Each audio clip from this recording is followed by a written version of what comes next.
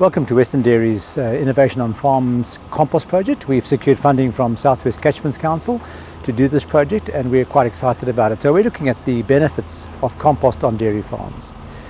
Compost is a key potential for Western dairy farms, especially those with sandier soils, and we're trying to gauge whether there is a long-term benefit in adding compost to the more sandier type soils.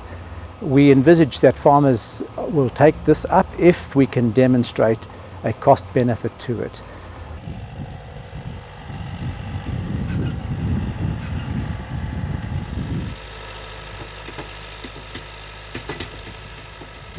So when it comes to making compost on farm, typically the farmer has to collect his feedstocks together, and he would have a number of sources on farm. There's hay, there's straw, there's the effluent itself, of course, there's calf bedding, there's shed scrapings, and generally if you look at those feedstocks you can come up with a recipe that gives you a mix that will make compost readily. The trick is to get these raw ingredients mixed thoroughly enough and well enough to get this process happening in the windrow.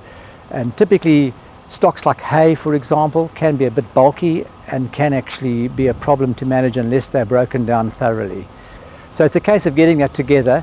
The challenge with compost is turning it. There is a requirement, probably 6 to 8 turns over the period in which the compost will mature out.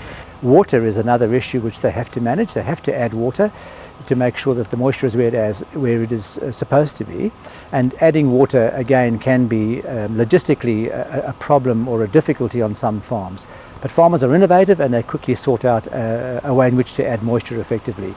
And then we monitor that windrow, or help them monitor that windrow for temperature. We look at the moisture content, we do a bit of a smell test, a field test, and we then gauge whether that windrow is firing up and doing what it should, or whether it requires another turn, or whether it requires further feedstocks to be added, or even moisture, for example, to get that right. So we monitor that process, and eventually the pile forms up and then settles down, matures, and the farmer can then use it.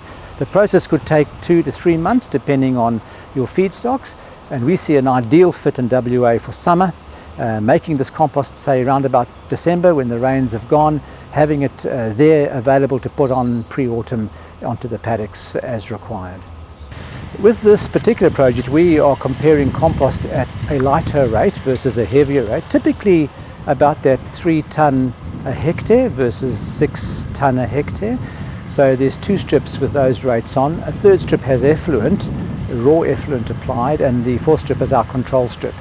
Effluent is always available on farms, and farmers can spread that out as they want. So effluent is a good source of nutrients. However, those nutrients are leachable in effluent and are rapidly moved into the soil profile.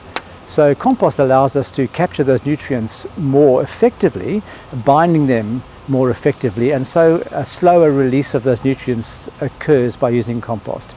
So we're thinking that compost would be a better use of nutrient availability than effluent.